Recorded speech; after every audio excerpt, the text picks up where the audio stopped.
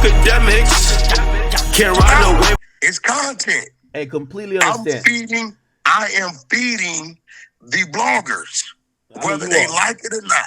Hey, completely understand. On a separate, maybe related topic in terms of sentimental, late last night it appears that Big U's son might have been gunned down in somewhere in Los Angeles. Have you seen that? Did you have any time to reflect on it? What's going on out there? It's unfortunate. This son was probably the one I was the closest to. He has 3 boys and 2 girls, and this son is the one I was the closest to. I've been in situations. I've helped him. In his struggles. I've been the mediator between him and his father when they get into it. Regardless of what me and his father was going through, we still kept in touch, and he's been in situations where I reached out and helped, and vice versa. So, to see it kind of like it hit home. A lot of people running content on it. I can't run no content on it. I alerted you because I knew it was going to be out there. So when it came to you, you knew what was going on. But it looks to be like he stopped to, I guess these marijuana shops, smoke shops, whatever they call them. I guess he stopped. Maybe these things are 24 hours. I don't know. It seemed like it was kind of late, midnight, 11 o'clock. I'm out. Yesterday was R&B's birthday, so we had Steak 48 enjoying dinner. Oh, nice. My phone goes off. They sent me the videos, and I look at it. I kind of sat there for a moment. I didn't want to ruin R&B's night. You know what I'm saying? Like, it just ain't like somebody that's just, it's somebody I watched him grow up. You know what I'm saying? Yeah. And I just kind of watched my phone as it went off. And I kind of, when I looked at the video, I seen that it was him. So yeah, he leaves behind 2 brothers, 2 sisters, a mother, a father. He has a child himself. His grandmother and grandfather is still alive. And Huey was, K. Slay knew Huey. I think K. Slay might have did one of his first mixtapes. Oh. Huey might have been early 30s or so. You know what I mean? But, bro, these are the streets we live in. It's the second guy in a month that we've lost in L.A.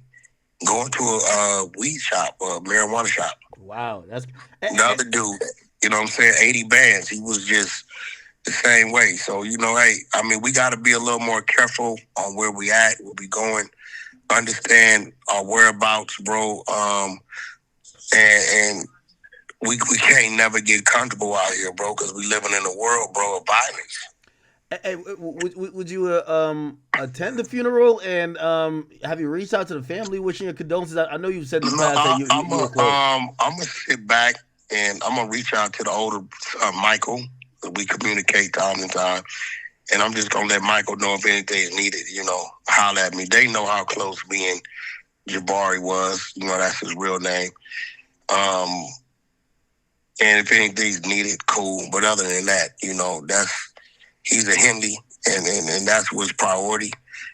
Their comfort zone, the youngest daughter, Cherish, I watched her be born. Her and my daughter were friends, and I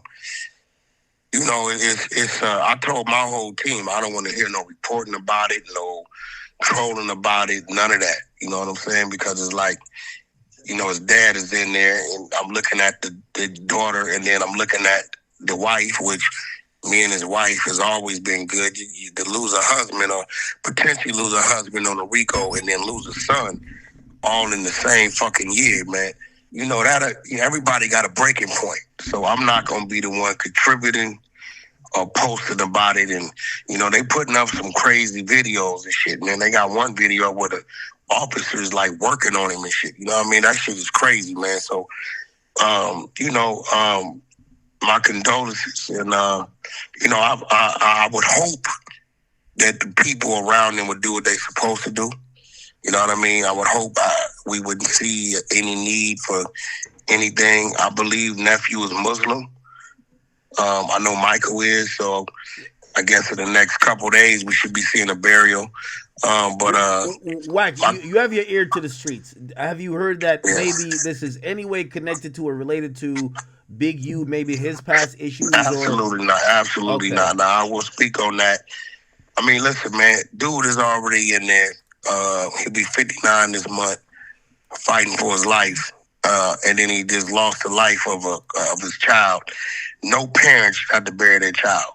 You know what I'm saying? So for anybody to start spinning a narrative that this had anything to do with him, it's crazy. You know what I mean? I just think, bro, like that area is a opposition to where he comes from. You get what I'm saying? Mm. So it could have been that. It could have been somebody he got into it with and maybe seen him. You know, it was midnight. It was fucking Halloween. You know what I mean? So you never know. But I Big U's name protected Jabari. And in a whole lot of cases, because Jabari little ass be getting into shit.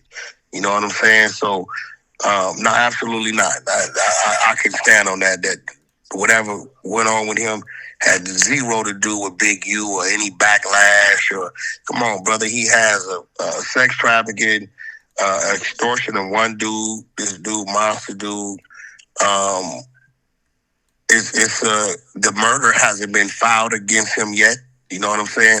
So the accusations are there, but they haven't filed it on him. So, you know, at this point, it ain't like he's guilty of it, you know, but it's always a possibility. But I don't believe, personally, and I'm not hearing nowhere in the streets that this is any type of retaliation to get back for any type of wrongdoings that Big U may have had going on.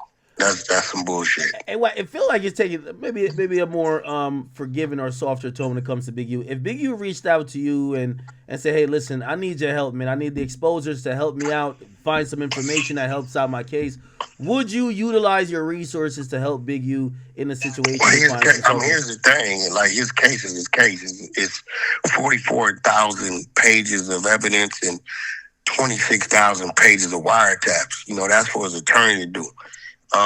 My distaste for Big U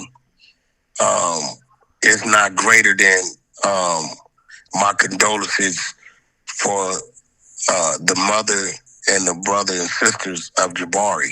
Okay. Two different things. Big U is still a living, able body. You know what I'm saying? So when we're talking about paperwork and documents, right, that's what we're talking about. We have a young man that's no longer here, that's deceased, right? I know his mother. I know his sisters. I know his brothers. You get what I'm saying? I know his grandmother. I know his grandfather. I know his baby mother. You get what I'm saying? I know all these people personally. So whatever I got going on with Big U about us reading paperwork, it is not greater than my admiration and my condolences for those people I just named. So, you know, I'm not doing that personally. Some people might say, well, fuck it, it's on with this dude. I'm going to make this content. That's cool. But I personally know these people. I put my own life on the line for Jabari. You get what I'm saying? To make sure he made it home.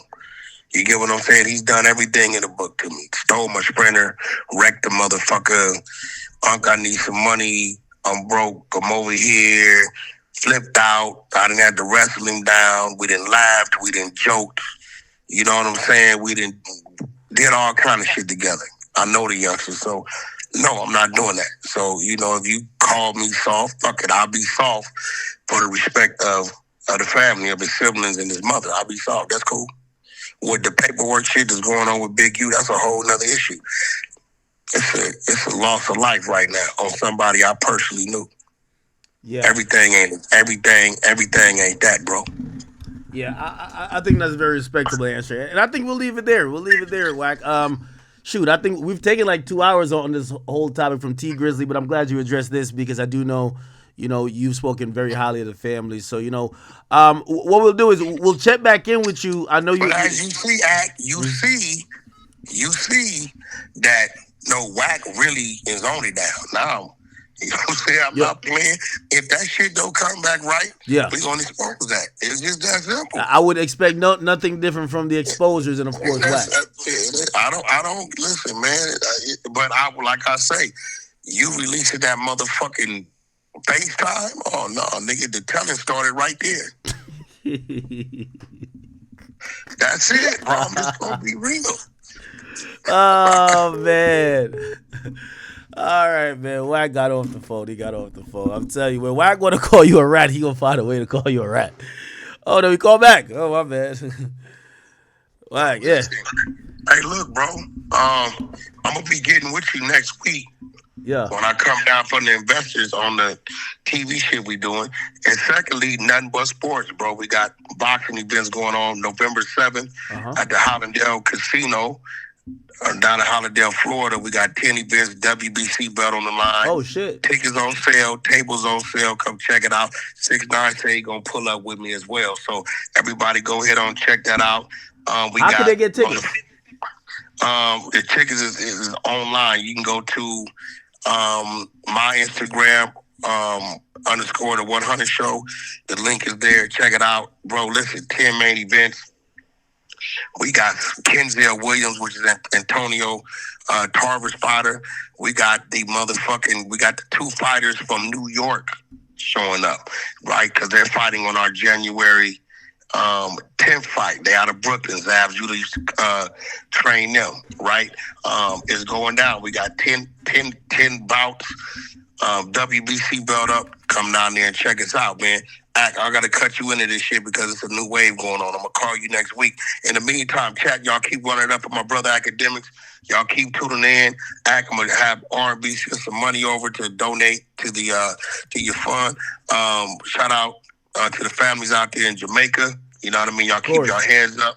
Of course. And Thank you love. for that. Thank you for that. Appreciate you, brother. All right. All right. I think we did as well as we could do on that. We're not going to drag it too much. We are 2 hours and 30 minutes into the stream.